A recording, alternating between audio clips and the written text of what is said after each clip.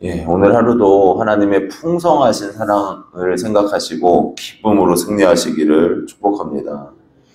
오늘 다윗은 하나님께서 자신을 지으셨음을 증거합니다. 그래서 하나님의 놀라운 지혜와 능력으로 자신을 지으셨고, 그리고 하나님의 지으심이 참 신묘막측하다 이렇게 고백을 하면서 하나님 앞에 영광을 올려드립니다. 하나님께서 우리를 하나님의 자녀 삼아주시고 하나님의 은혜로 우리를 대해주시는 줄로 믿습니다. 첫 번째로 하나님의 사랑을 깊이 알아야 기쁨이 넘친다는 거예요. 우리가 지금까지 많은 시편들을 찾아보면서 하나님을 찬양하는 시인들의 고백과 하나님의 전능하심, 또 그 영광을 바라보았습니다. 때로는 회개하는 시편도 있었고, 때로는 하나님의 능력 앞에 겸손히 낮아지는 시편들도 있었습니다. 하나님께서 찬양받으시기에 합당하신 이유가 무엇입니까? 그것은 하나님께서 우리를 지으셨다는 거예요. 우리의 창조주이시고 우리를 지으신 이시기에 하나님 앞에 찬양과 영광을 올려드려야 됩니다. 창세기를 보면 하나님께서 흙으로 사람을 지으시고 또 그 코에 생기를 넣어주셨습니다. 그래서 하나님의 형상을 따라 우리가 지음 받은 줄로 믿습니다. 오늘 다윗의 고백을 보면 하나님의 지으심이 세밀하고 하나님의 지혜가 들어있음을 증거합니다. 우리 13절, 14절 말씀 같이 읽겠습니다. 주께서 내 내장을 지으시며 나의 모태에서 나를 만드셨나이다. 내가 주께 감사하옴은 나를 지으심이 심히 기묘하심이라. 주께서 하시는 일이 기이함을 내 영혼이 잘 아나이다. 아멘. 하나님께서 자신을 만드셨대요. 모태에서 자신을 만드셨는데, 근데 그 내장까지도, 뭐요? 내장, 이 속까지도 만들었다는 거예요. 식도도 있고, 위도 있고, 심장도 있고, 또 대장도 있고, 여러 개가 있잖아요, 몸 안에. 그런데 이 모든 것들, 누가 만드셨다는 겁니까? 하나님이 만드셨다.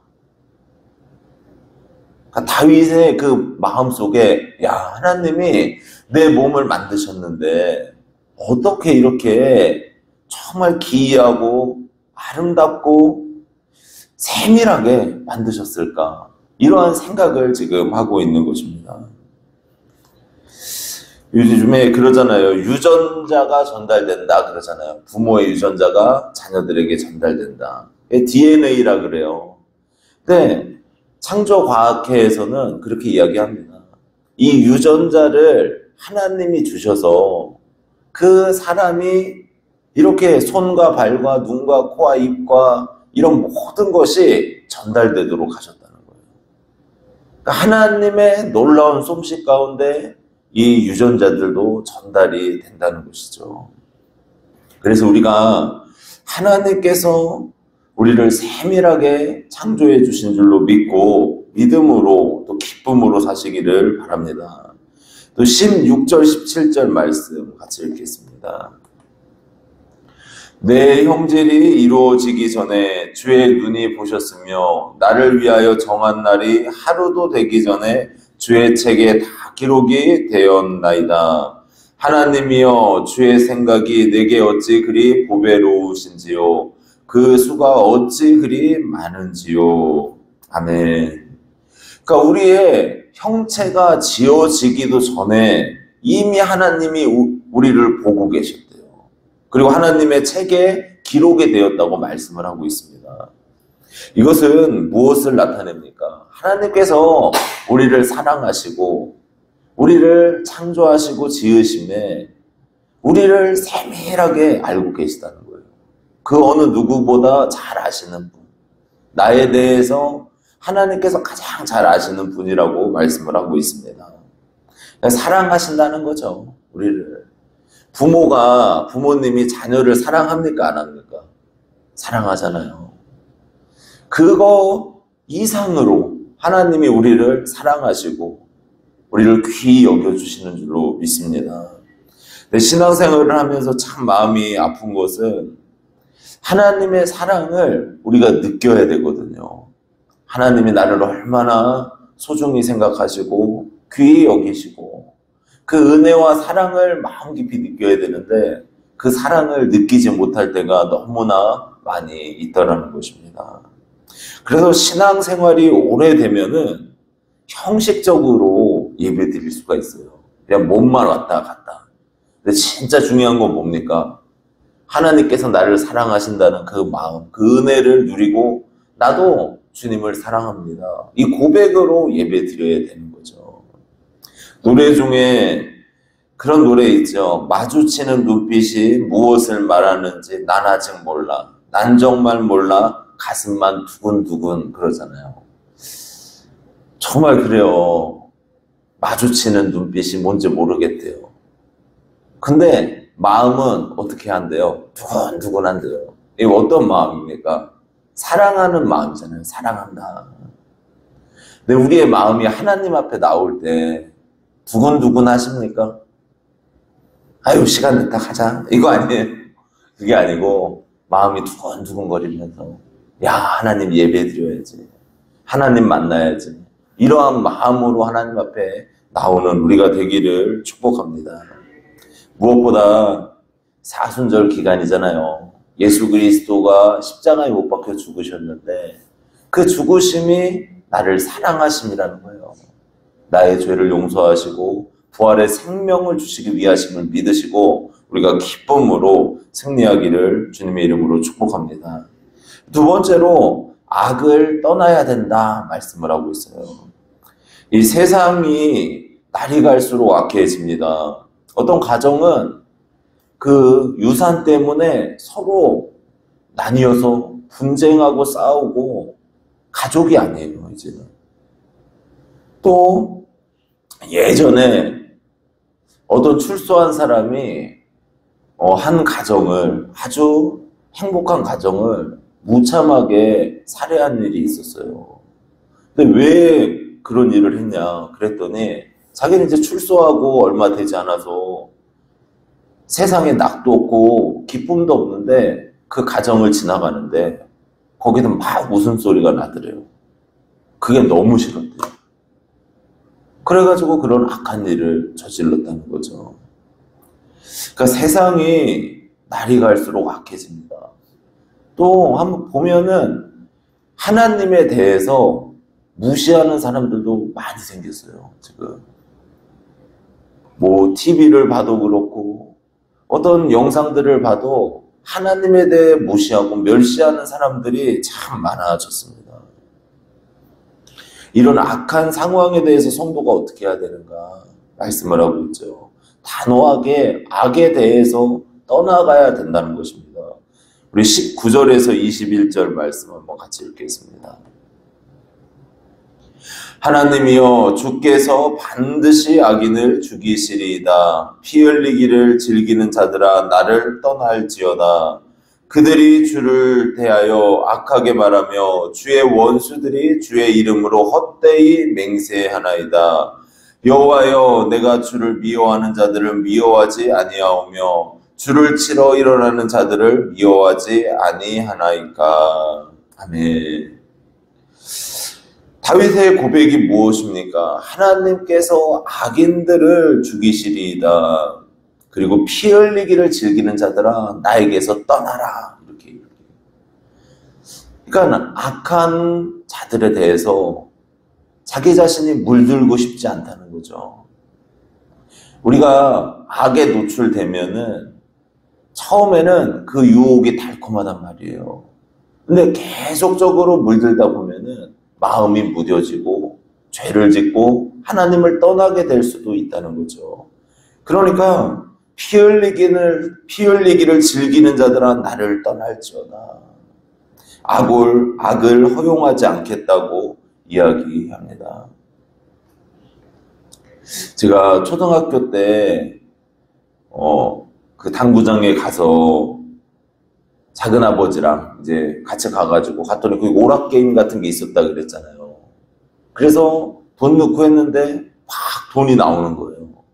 이거 들고서 어머니께 가지고 갔는데 진짜 엄청 혼났습니다. 근데 감사해요, 지금 생각하니까. 만약에 그게 도박이잖아요, 사실은. 그 기계가. 만약에 제가 거기에 맛을 들렸어 봐요. 그러면 도박에 빠져 있을 수도 있는 거예요, 지금.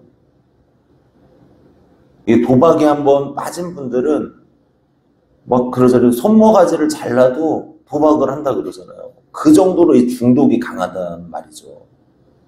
그러니까 어머니께서 아마 그때 그렇게 혼내신 이유가 그 죄를 금하라고, 그거 하면 안 된다는 거죠. 그게 감사합니다, 지금. 하나님께서 가나안 땅을 점령했을 때에도 모든 가나안 땅에 호흡 있는 것들을 죽이라고 말씀하셨어요. 근데 그 이유가 무엇이냐면은 그렇게 하지 않으면 그 땅의 우상과 가증한 것들을 이스라엘 백성들이 본받게 된다는 거예요. 거기에 흡수된다는 것입니다. 그래서 성경은 악에 대해서는 단호하게 떠나라는 거예요. 그래야지 우리의 영혼이 물들지 않는다는 겁니다. 우리의 삶 속에 하나님을 믿는 믿음으로 이 악을 떠나고 믿음으로 한 걸음 한 걸음 걸어가셔서 승리하시기를 주님의 이름으로 축복합니다.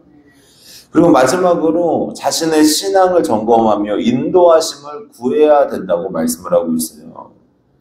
사람이 뭔가 좀 잘 되면은 자만에 빠지기가 쉽습니다. 내가 뭔가 다 할 수 있는 것 같고 내 능력이 대단한 것 같고 이렇게 생각을 해요. 어떤 분들은 건강에 자부심을 갖고 있습니다. 자기는 이제 어떤 일이 있어도 몸이 튼튼하기 때문에 뭐 병에 절대 걸리지 않을 거라고 그렇게 이야기하면서 건강에 대한 자부심을 갖는 분들이 있어요. 그런데 그런 분들이 어느 날 갑자기 큰 병에 걸려요. 참 이상하죠. 또 물질적인 부분에서도 또 삶의 어떤 부분에서도 자부심을 가질 수 있다는 거예요. 그러나 하나님이 훅 불면 다 날아가는 거 아닙니까? 신앙생활도 오래 하면은 우리가 신앙의 어느 경지에 이르렀다고 생각을 해서 내가 완벽하다 이런 착각을 하게 됩니다. 영적인 자만심이 뭐냐면 교만이에요. 교만. 그러니까 자기 자신이 높아지고 하나님과 같이 되려는 마음, 판단하는 마음, 이것이 바로 영적인 교만이라는 거죠. 성도는 언제든지 이런 영적인 교만을 물리쳐야 됩니다. 그래서 겸손한 마음으로 하나님의 은혜를 구하고 인도하심을 구하고 믿음으로 살아가야 될 줄로 믿습니다.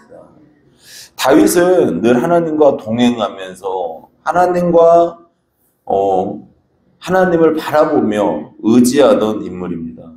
하나님 앞에서 순전하게 살려고 그렇게 노력을 하고 최선을 다해 믿음을 지켰던 인물이죠.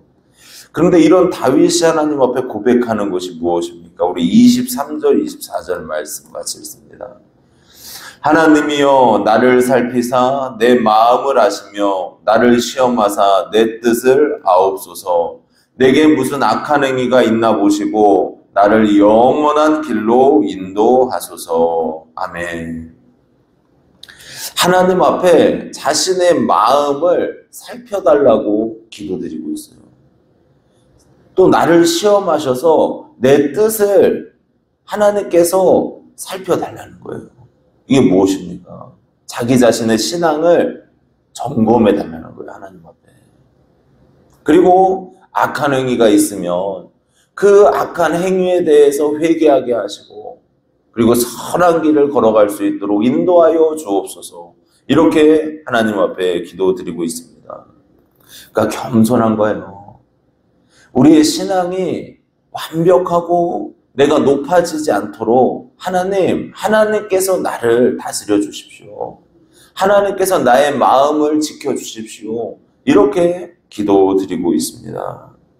고린도전서 10장 10절에서 12절 말씀을 보면은 그들 가운데 어떤 사람들이 원망하다가 멸망시키는 자에게 멸망하였나니 너희는 그들과 같이 원망하지 말라. 그들에게 일어난 이런 일은 본보기가 되고 또한 말세를 만난 우리를 깨우치기 위하여 기록되었느니라. 그런즉 선줄로 생각하는 자는 넘어질까 조심하라. 그래요.